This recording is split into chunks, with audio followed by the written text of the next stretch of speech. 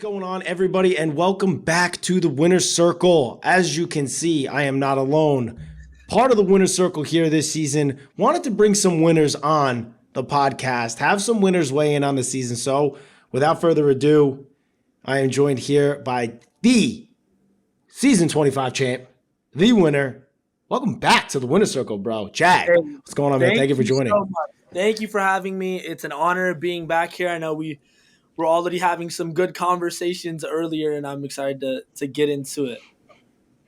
Yeah, so it was funny because bro, it's so crazy because I talked to you obviously after you won, right? Mm-hmm. Yeah. Then I met you after the reindeer games. Then I saw you, so it's we've only really interacted a couple times. I'm texting you before this. I'm geeking out. I feel like I've known you for a while. Yeah. It's really cool, man. You're just a really I really have enjoyed getting to know you. You're just such a stand-up, straight-up dude, and it's really refreshing and nice to be around. So thank you. So all right. We saw a lot of your views on the episode this past Tuesday. Obviously, for all the viewers out there that watched, Jack and I did a nice little fun recap on Tuesday. You can check it out on CBS, where we kind of went through some of our opinions on the season, some of the blow-ups, some of the moves that have been made. So, Jag, what are you thinking, just for the Winner's Circle listeners? Give the detailed, because I'll tell you what, one thing I said to Christy was, man, there were a lot of good points made by Jag and Taylor that just didn't make the show. For obvious reasons. It's, they have the different things they're trying to show. They have the packages that they have. Then they have 3 different viewpoints that they're trying to get in. So, maybe some of the stuff that people didn't see on that episode on Tuesday, how are you liking this season? Who are some of your favorites? Yeah. What are you thinking so far? Yeah, I mean, I think we both can agree this season has just been wild. That was something we were talking about a lot. It's been just insane. I think it's different from other seasons because there's not something you can really bite into. You know what I mean? It seems like a lot of individual feuds that are happening, and it's chaotic and it's dramatic and entertaining, but you're not seeing that one clear front runner alliance and the opposing alliance that's being built, especially early on in the season. And so I think that's what kept it. The fact that it's been a little more scattered with everyone trying to figure out who they want to work with has made it fun because of that, I think. But, I think everything has led up to obviously what we just saw go down in this most recent episode, which I don't know if you want to get into right now. My mind is so preoccupied by what happened. But yeah, well, you know what? We're gonna take a dive into this week's episode. We're gonna go through, break down some of the things that were happening. But we're gonna take a break and hear from this week's sponsor, Factor. All right, everybody, it's summertime. We want to be out and about, but we want to be feeling good. And so when you are trying to be on the rush in the summer, you want to get in, you want to go to the beach, you want to get home, you want to have a nice night out. The best way to fuel up for that is with Factor no prep, no mess meals. Meet your wellness goals this summer thanks to the menu of chef-crafted meals with options like Calorie Smart, Protein Plus, and Keto. Factor's fresh, never frozen meals are dietitian approved and ready to eat in just 2 minutes. So no matter how busy you are, you'll always have time to enjoy nutritious, great tasting meals. And with 35 different meals and more than 60 add-ons to choose from every week, you'll always have new flavors to explore.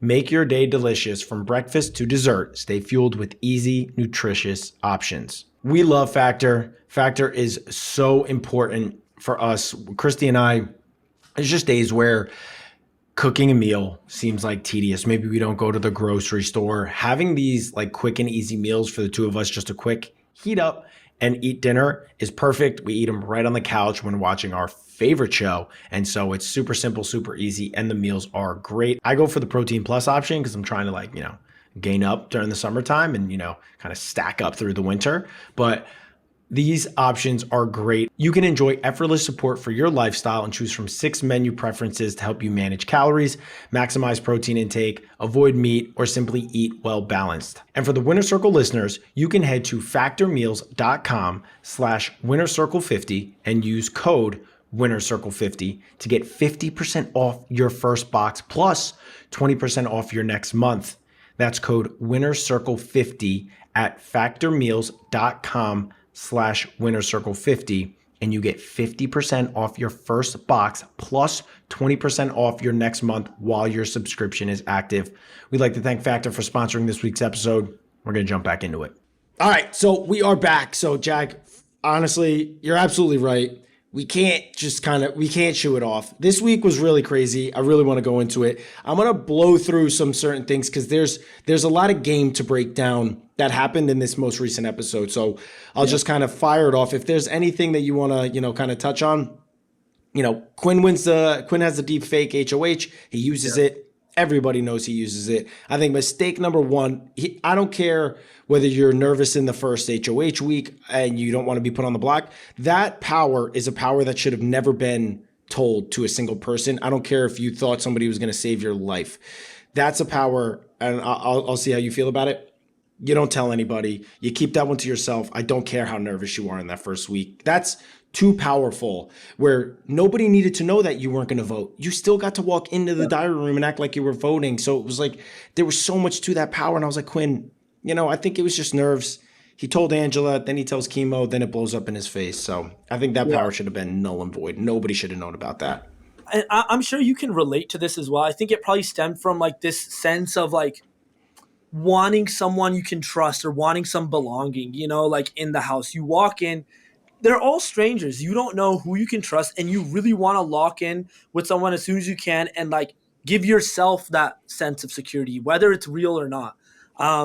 Because the opposite of paranoia is having security in the game. And the first week especially, there's a lot of paranoia going around. And so do I think he should have told Angela, the first person that he told? Not at all. I think it's just way too early in the game to tell anyone. I think you're still trying to suss out the vibes, like who can I actually trust, because you don't actually know these people one day in. Day two, I think he shares his power, right? And that's like that's just way too soon.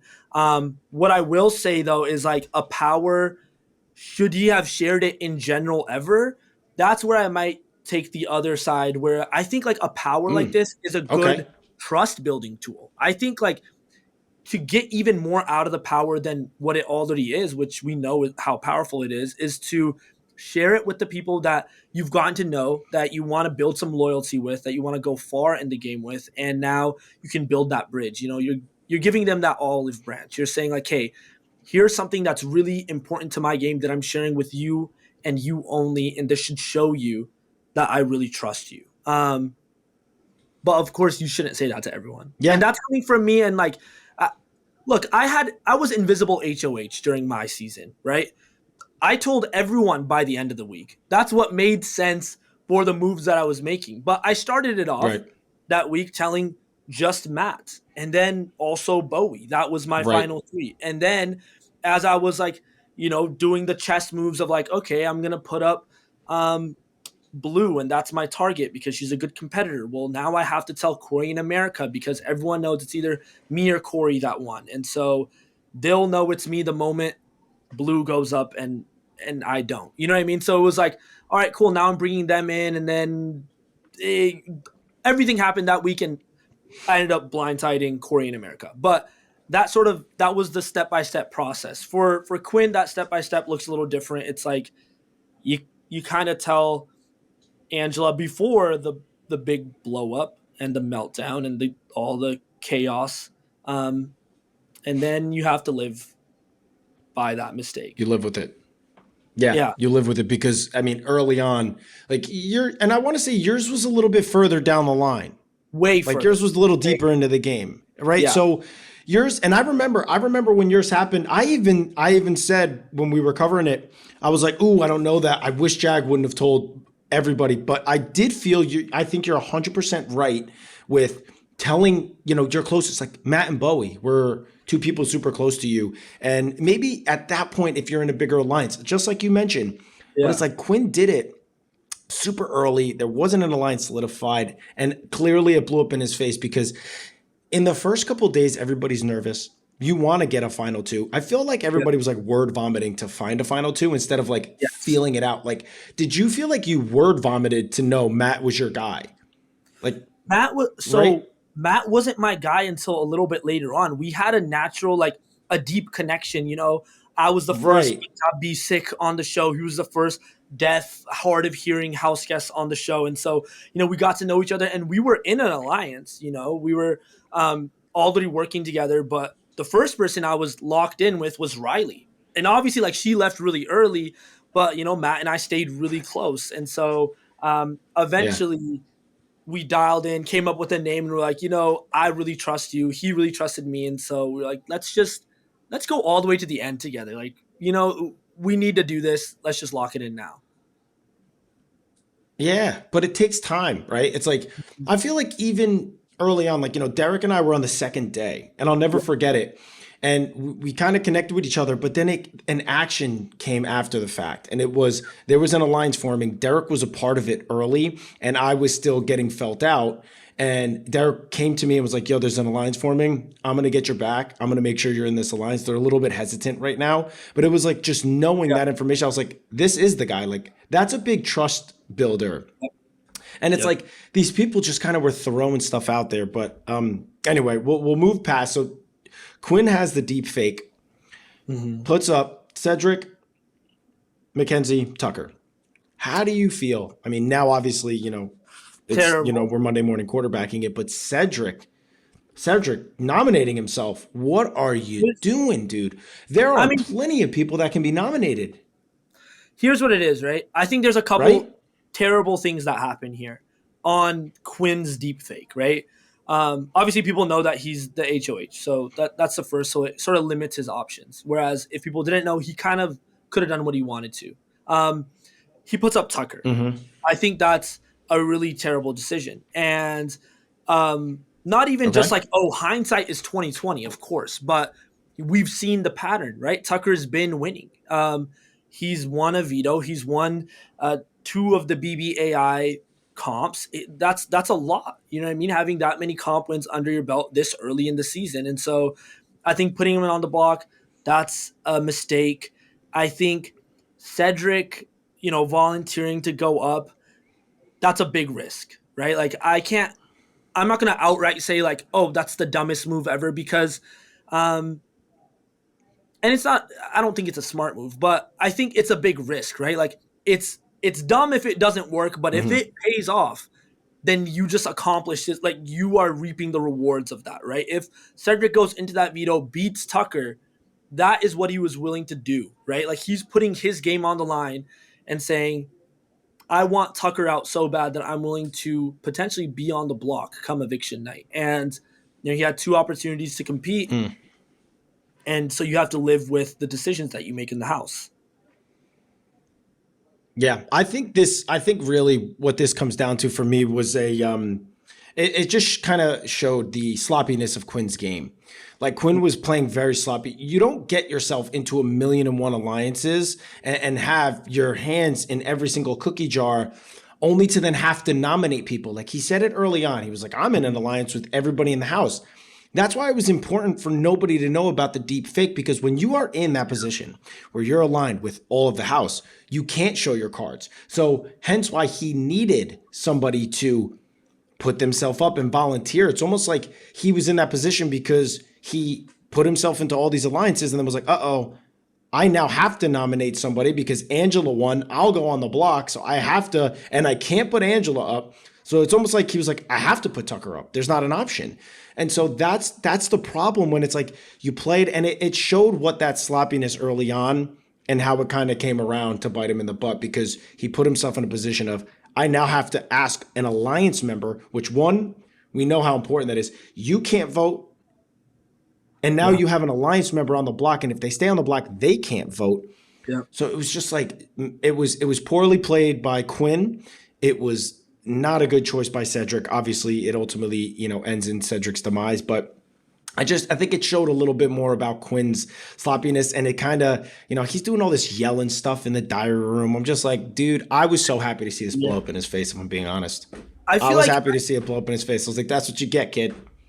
and I feel like the way I think of Quinn in his game, and he's a super fan, right? Is I think, when you play a video game, you get to customize your character and you can say like, I want speed to be the highest or power to be, and he wants to toggle all of them to the max. So he's doing everything all at once, right? He's like in every alliance, he's also spreading information to everyone. He wins the power and he tells people, and he's like getting into these like big arguments, and he's, you know what I mean? Like all of it is happening. And like if you remove a couple of those elements, it might work very well for him. Just him being in all those alliances might work great. Or even if he's not in all of those alliances, if he's doing some spreading of information, like how he's in the Pentagon, he tells T-Core and Chemo, the visionaries, about that, right? Like putting little seeds here and there to build trust, that works. But suddenly he's in an alliance with almost everyone in the house, and like there's so much going on, and he's like trying He's to like keep flirting with Leah too. So he's got a final two with Leah. So it's like, exactly, bro, now what? Now what? Like you limit your options to put people on the block. Anyway, so he puts people on the block. Tucker goes in the veto. Like you said, Tucker is a unit. His thought process in these competitions, he's very calm under pressure. You were very calm under pressure, very analytical. Like you don't get in there and, get all frantic at a competition. It's like, let me think through this logically. It's like 2, 2, 1, 1, 1, 1, 1, 2. It was just like, I loved how he thought about it. And that's kind of stuff that I felt like we would see you do. And so, Tucker wins the veto.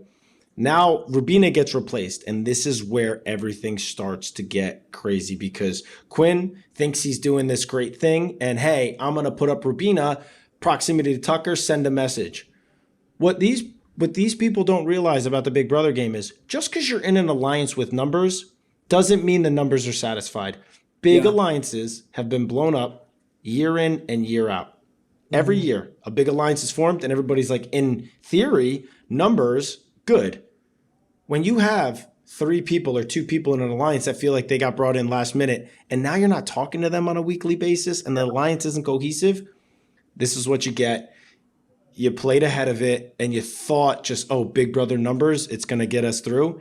And it didn't, because when Rubina goes on the block, now you have somebody on the block that is close with other people like T-Core and Chemo, who are thinking like, why would I get rid of this person and help this alliance who could possibly come after me? So the whole spiraling was incredible. What do you think of the move that T-Core and Chemo pulled? It clearly was it weighed on them emotionally, but strategically, do you think it was the right move?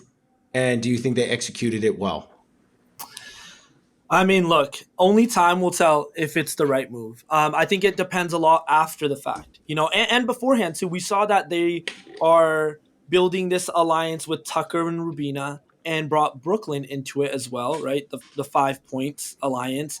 And they said that they feel more solid about that, so that is their truth in the game, right? And so that's the truth they're operating from. And so they say, look, we want to go against this other majority alliance or powerful alliance, which is the Pentagon, and these are the moves we're going to make against it. So I think I'll be curious to hear, what are the conversations like, what's the damage control looking like, because now you're seeing the Pentagon and one of them is gone, you know what I mean? One of them is Quinn, who is essentially behind all of this. Like if you pin it all the way back to like who leaked information about the Pentagon, it's Quinn. He's the one that told T-Core and Chemo, and then the snowball effect started. And then, so we're sort of seeing all this play out. I think for them right now, it's the right move for now, right? I think that's as simple as I can put it. They're closer to Rubina. They trust her more. They want to work with her. And even though they feel emotionally really close to Cedric, they don't feel like they can go far with him. And with the Pentagon as strong as they are, because they have been very tight knit. Yeah, I think the problem is that they viewed Cedric almost like as a little brother, and but strategically, I think it was a right move. Like you always try to think about what points of the game do you want to make big splash moves and really just kind of shake it up. And, I view the game as broken down into 3 separate areas. There's that beginning third, the middle third, and the end third. And usually you want to be doing things kind of transitioning into each third of the game. Like you want to do something that transitions you into the second third of the game. And you don't want to just kind of be the one getting strung along. And if they didn't make this move, they would have just been getting strung along.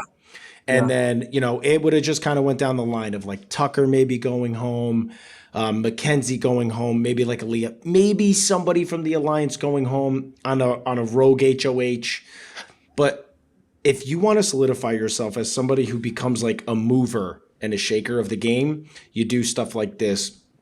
T-Core and Chemo were completely right in the sense of we're at the bottom of this alliance. And what have we seen in the past? Like, you will just be the person that if you don't win HOH, they just kind of tag you along. The other outside of the alliance get targeted, and then you're the first to go. Yeah. And T-Core and Chemo, credit to them, were like, I've seen this movie before, and I'm not buying tickets again. Like, I'm going another route. So I thought it was a really good play. I thought the way that they went about it was great. My favorite part was watching the strat, like how they would have conversations. Like they would go to Leah. Yeah. Let Leah talk about it. Don't tell Leah what to do. Let Leah be like, what do you think? Yeah, I know. That's kind of what I feel. And it's like you let them come up with it. Yeah. Yeah. And then it's like they go to McKenzie. McKenzie's like, well, I mean, I'm going to Cedric came after me, so I'll vote for Cedric. Like, I have nothing to lose. And now they're sitting there. They're like, noted. So now all of a sudden, when it all comes to fruition on the day of, it's like, hey, we're going to go along with it. We agree it's the right move. And boom. Yeah. And it's emotional, but it's the right move because then you see it's a 6-3 vote, which realistically is a 7-4. Like the House is kind of swayed into a 7-4 because Angela's over here with the 6 that voted and Quinn is over here. But T-Core and Chemo can still play damage control because of what you mentioned earlier. They have this little token in their pocket of Quinn told us about the Pentagon. Yeah. So how could we possibly trust you? Exactly. And now they pawn it off onto Quinn. Yeah. And now Tucker's a big threat in the House. Like there's so much they can do, right? I think this shows like the power of being in the middle as well. You know what I mean? And they have been in the middle and like being approached by different people. And so they were able to like they were the swing votes. Had they chosen not to go that way, it wouldn't have gone that way. And it's as simple as that. And so even when I was watching everyone evict, I was like, okay, yeah. And then when I hear Chemo say that he wants to evict Cedric, that's when I knew it was going to happen. And so literal chills as well. I mean, like the whole thing is crazy. I think chills, bro. This is, I love this episode. I think it showed so many aspects of Big Brother. It shows the double-edged sword of being in a powerful alliance as well. Like how dangerous it can be. You can be locked in, but the moment other people realize you are now the biggest threat, you know, and they want to turn against you. I think like there's a lot here that we saw and stuff. And so I think especially now moving forward, you know, we're talking about T-Core and Chemo pulling off this move and letting Leah come up with the idea and then letting McKenzie talk about it. Mm-hmm. I think it's important. Yeah, they have the 5 Points Alliance. They need to bring in MJ. They need to bring in Leah. Have to. I think there's a power in voting together as well. I think after this vote, just naturally you're just a little bit more drawn to them. You're like, well, we were kind of on the same page, so why don't we kind of work together? You know, like we don't have to be a final 2, but it kind of worked last week. So, you know, it's the kind of alliance. Like, are you working together? Kinda. And I'm down for that, but they need to pull numbers in. I'm seeing MJ walk around this house, tell people about her veto. You know, we saw that happen a lot. And people were just kind of like, okay, I don't really trust you. I don't want to work with you, but okay. She's on an island. Bring her in. She's a powerful number. She's a good competitor. We just saw it. And she's telling everyone she'll be loyal. You know, like, don't leave people out like that to dry. That's what, in my season, we saw that happen with Bowie. She got blindsided by her own alliance. I recognized that. I brought her in. And that, like, paid dividends in the long run. Huge. Bowie won a massive HOH late in the game. Huge. Yeah, she won that second double eviction. I mean, it was crazy. You know what it is? That's the difference between people that can go to the end and win the game and people that are just kind of playing a really good game but not, you know, covering all their bases, right? So we're seeing this right now with an alliance that was in a good position. You saw Cam to me is just kind of floating by, so I'm not even using it. But Chelsea and Brooklyn were actually gaming, right? Yep. Those two are gaming. But it felt almost like they got overconfident of like, Our alliance is rocking. We got numbers. I'm really close with you, Brooklyn, and I have good relationships throughout the house, but it's like you don't understand how much effort it takes. And if you don't care to, then you don't care to, and this can happen. But Yeah. if you want to really do well and cover all your bases, like you have to be covering all your bases all over the place. Like T-Core gave Brooklyn every chance to hear like what is happening, and Brooklyn was just like, no, we can't do it, and like just kind of moved on. And it's like T-Core was there, and T-Core brought you in. How do you think that alliance, the 5 Points alliance, now has a fracture immediately because Brooklyn was just The 4 blindsided by point. T-Core and Yeah. Chemo? Yeah. So just boot her out. See ya. Yeah. You know, Yeah. so it was crazy. I do think it was the right play on their part. I do think they're in a good position, and kind of bringing us into it. You know, I want to also touch on the AI arena. What a wild competition! I What? thought it was incredible, neck and neck. So close. When I thought McKenzie came back, they had the camera on Rubina.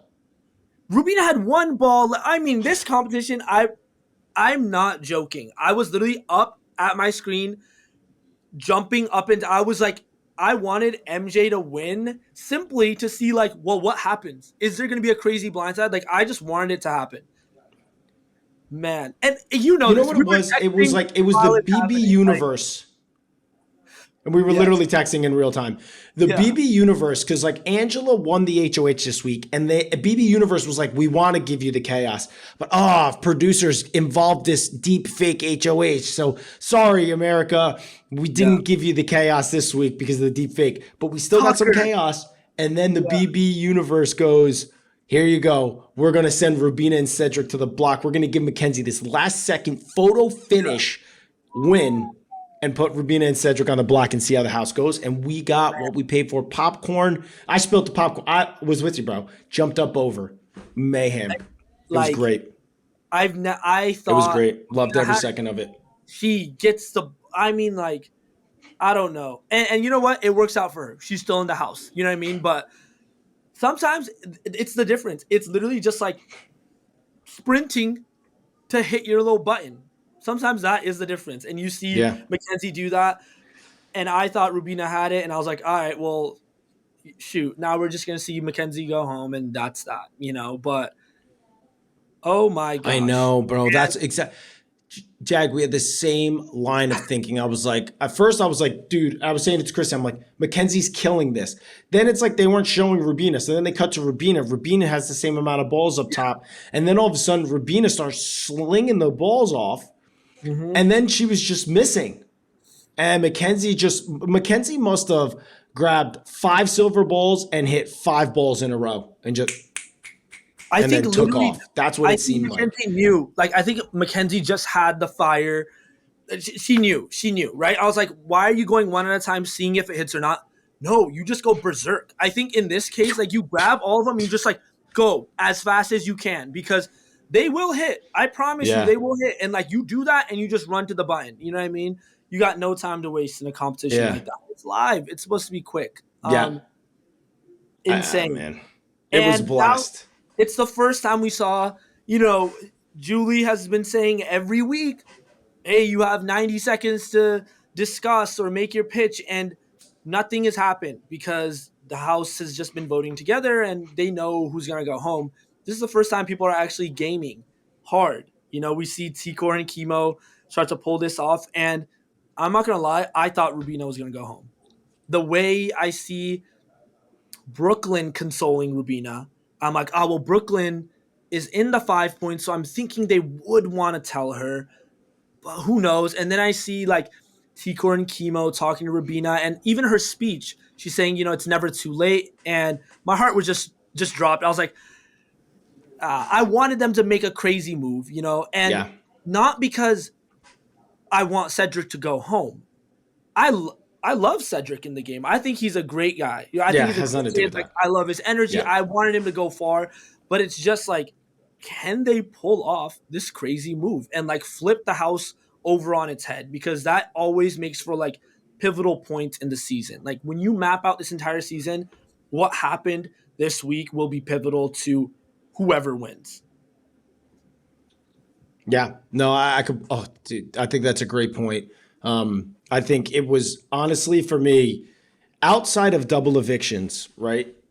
Double evictions always have that element of chaos, an element of like nerves, and I get super excited. Somebody random can win.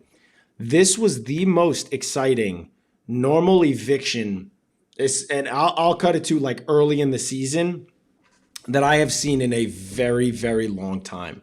Yeah. Like, kind of covering it recently. It's just we're in the fourth week, and we saw, we've seen Blindside to the people on the block. But like this was a big alliance exploding and blindsiding each other. I haven't seen something like this in a little bit. It was really, really exciting. I was sitting like hugging my knees on the couch. And when Chemo voted Cedric, I knew it was done and I leapt. And then to icing on the cake, Joseph comes in and is getting emotional and votes out Cedric. I was like, no fucking way. This is what it was. I was loving every second of it. Big brother, well done. You got us hooked. We're excited.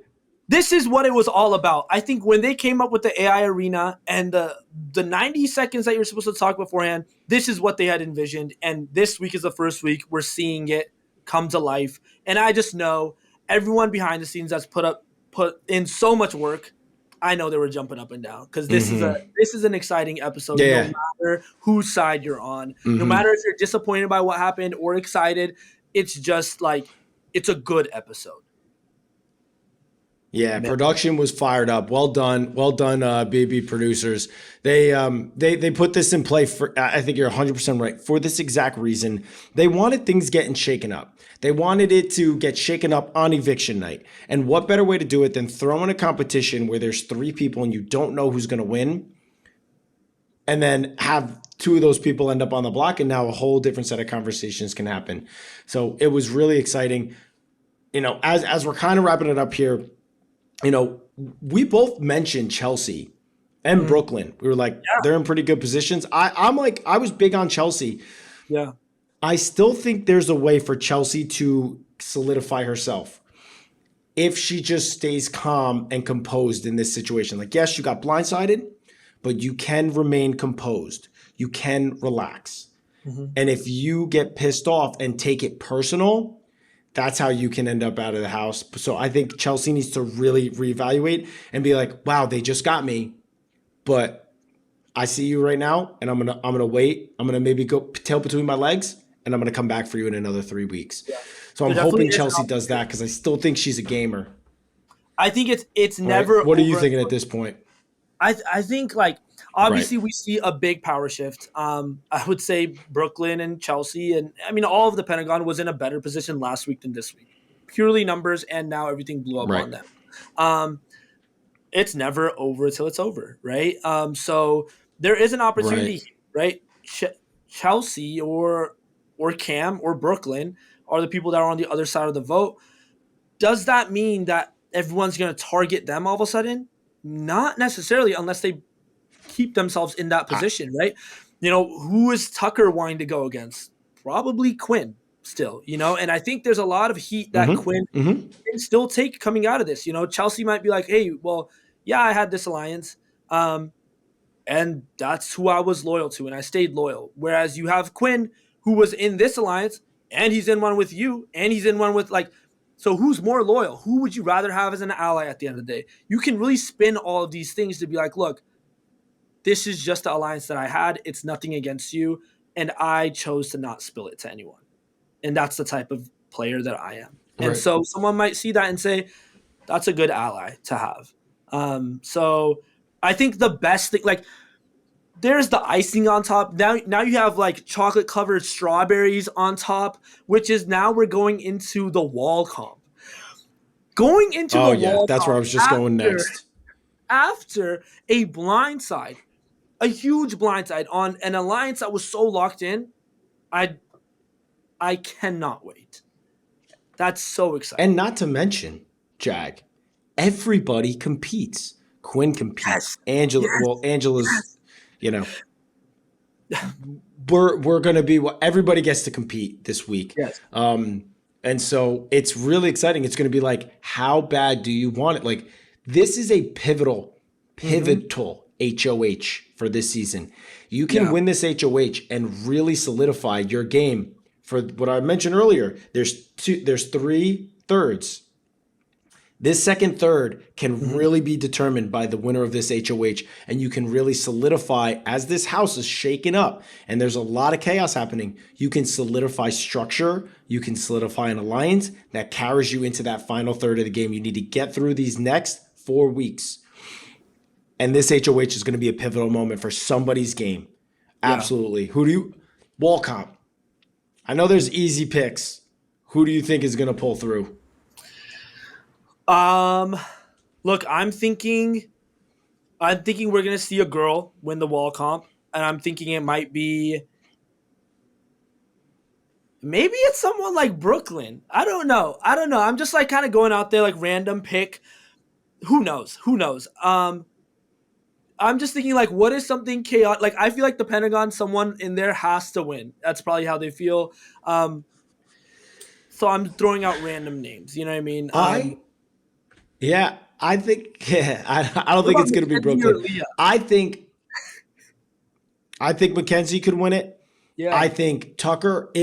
I would be blown away if Tucker isn't in the final 2. I think Tucker is going to be one of the final ones on that wall. Yeah. There is not a chance he's coming down. He's going to be yelling up there. And this wall now, it's all even. It's all similar. So like your arms are going to be sitting. This was the wall that I did.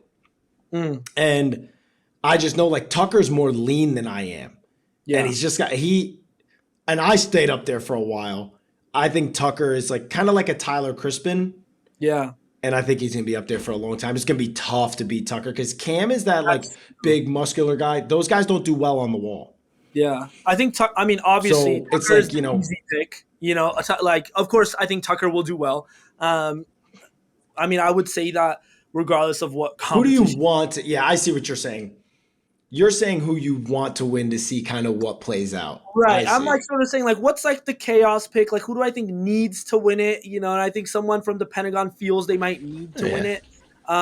Because, I play it out. If someone like Tucker wins, he targets Quinn and puts up probably other Pentagon people next to Quinn. If someone from the Pentagon leaves, it becomes not really that crazy of an alliance anymore, right? Like you see, it's just 3 people left. 3v7, like you know what I mean? That's suddenly you're gonna have to get that. But I don't know. The reason why I don't mind it, and I would like Tucker to win, is because it kind of it chips off. It chips off like another member of the Pentagon. But listen, Tucker's life is short. He is not. You are not leaving him in this game. So there's going to be another big power shift when they're like, dude, we got to get Tucker out, which is going to make another group shift together to be like, what are we just going to let Tucker run through the game and win all these competitions? Like now a different power shift is going to happen in that. Yeah. So that's why I wouldn't mind Tucker winning because it's going to put a bigger target on his back. And then it'll cause that like next shift. Be like, because you think T-Core and Chemo are going to be like, yeah, we're just going to roll with Tucker while he wins every single competition and then beats us at the end? No. These two are gamers, man. And so I'm eager to see how this plays out. This is the thing is like Cedric going home right now is huge for Tucker. It's huge because, you've seen it was Cedric and Quinn versus Tucker, right? That's what we saw. And Cedric is gone. And Quinn is the other one that's openly and very passionately going against Tucker. So if Tucker manages to get Quinn out, yes, Tucker has a big target on his back, but like someone has to be bold enough to be like, yeah, I want that blood on my hands. And as long as the BB AI arena exists, someone's going to be like really nervous about making that move. Even if it's a back door. Yeah. Right? Post veto, you put Tucker up there, you're still very nervous because you think he might win that. And if he comes back, now you have the wrath of Tucker and 3 comps that week where he could or win or buy himself safety. Yeah, right. 1 out of 3. I think it's going to be really interesting. Last point, we found out what the twist is. The AI Instigator. Mm-hmm. Obviously not really like a ton of power right? It's not going to really, and granted, I'm happy because the two first powers were big. Yeah. Just having this one to kind of shake the game up a lot. Who do you think and who do you want to get that power? I had somebody in mind, but now I'm kind of shifting. So at first, I have a couple points about this power. Honestly, do you know what why I think they even had this? Deepfake, half of that power was going to be Quinn spreading misinformation. Absolute flop. Everyone knows it's Quinn. He didn't use it. They just recycled it and said, we're going to call it AI Instigator and give it to a new person. I think it's all the same things that deepfake was supposed to have. You get to come in as that HOH, spread misinformation and lies and cause chaos. So they tweak it a little. You can be whoever.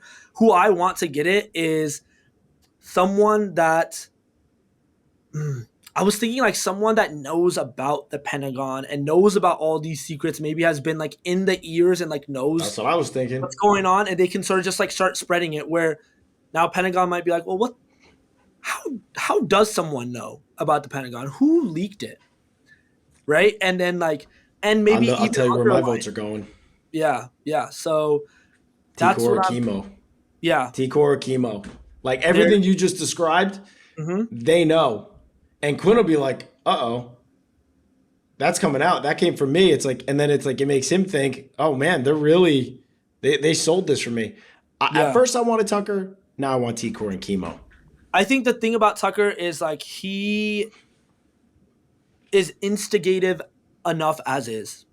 You know what I mean? Like all the stuff that he's going to use the hologram to say, he would just say himself. He doesn't care. He doesn't need to hide behind a hologram or this like fake other person. He's just going to say everything he wants. That's a style of gameplay that he has. Someone like Chemo and T-Core are obviously being a little more cautious about the game, a little more calculated. And so I would like to see what they can say and how they would use it. The other thing that I think is interesting about this is, I want to hear your thoughts. Who do you think is in the best position now moving forward into next week after like the crazy week that just happened? Best position right now. So we have T-Core and chemo. They're not really in a great. They're kind of in the midst of chaos. You have the lines that got blown up. So Cam, Brooklyn, Chelsea are not. Tucker is just always going to be. Quinn's kind of always the center. You know who I think this can really help? McKenzie. I think this can really help McKenzie because she just kind of was like, I was on the block. Like, I was being targeted. I literally saved my own life in the last second. It could be like a McKenzie or like a Rubina. Those are the two that I feel like are like, they're free agents right now, and they can kind of be in a good position depending on how big that blow up or if the blow up of that alliance gets rekindled. And they're like, listen, we messed up, but you know what? Cedric's gone. Let's keep 7 of us now, and let's keep moving forward. Yeah. What do you think? No, I think I agree with you there. McKenzie might benefit a lot from this. I think a lot of people benefit a lot from it, right? McKenzie's one of those people that like, it's good for her. It just simply is, right? Like it changes up the dynamics. People might have to go after each other without her being in the crossfire or just like, yeah, we're going to send you home this week because you might have bigger fish to fry. T-Core and chemo obviously made the move, but now they're in the middle of it. They are a key reason why it even happened, so they're going to have to navigate that. I'm thinking, honestly, Joseph. Dude, yeah. I was, right after I said McKenzie, I was like, oh, I'm forgetting somebody. Who are we forgetting, right? Like, Joseph is the guy that, like, he's flying under the radar. Yep. And in a way it's like, this is probably good for him. He can just do whatever. Like, he got brought into this vote. I didn't know if he was going to get brought into it or not. I was blown away when he was on the right side of it, bro. I was like, what? Who told Joseph? Yeah. Exactly. So I think he's in a unique position right now. So we'll see what he does with that and how actively or passively he plays. He's throwing this comp. That's what I'm telling you. Okay. I don't know, man. I can see him wanting, because him and Tucker form that, like, they're an interesting duo to me, and I really like them. Joseph understands the game, so he's in a spot, he had the alliance, which was really good. But I agree with you completely. I think that's a really fair point. All right, so I mean that kind of wraps it up. We touched on everything. Really, really exciting week. Thank you for joining here, Jag. Where can everybody find you? I know you got a lot of stuff going on. So what are some of the stuff that you're doing? Where can everybody find you to keep up with everything going on in your life? Yeah. I mean, like, so on socials, on everywhere, I'm at the Jag Bains. So it's pretty simple to find me there. Pretty exciting things that I have going on right now. My brother and I recently launched a social media agency. It's called Nova Creator Agency. And so, we've been working with content creators, supporting them on live streaming and, working with different brands and such. So that's the new big thing that's been on our plate. And if anyone's interested, just reach out. It's pretty exciting, but yeah, lots of exciting stuff going on right now. And I think even like this season and all the stuff, like, I mean, you and I were just hanging out in the Big Brother house talking about the season. I think like this season and all of the exciting things going on is something that's been really fun too. Yeah, it's been a blast. It's been a blast. Alrighty, so I appreciate you stopping by, Jag, and coming in and giving a little bit of your insight. Hopefully, everybody enjoyed this. Appreciate you guys joining us here on the Winner's Circle. Make sure, if you haven't done so already, subscribe to the channel, turn on those notifications, share it, leave some comments, weigh in. Do you think this was the right time to flip the alliance and flip the house upside down by T-Core and Chemo? Was it the right move, or were we just entertained by it? What do you guys think? Let us know. We appreciate you joining us here on the Winner's Circle. See everybody back here next week.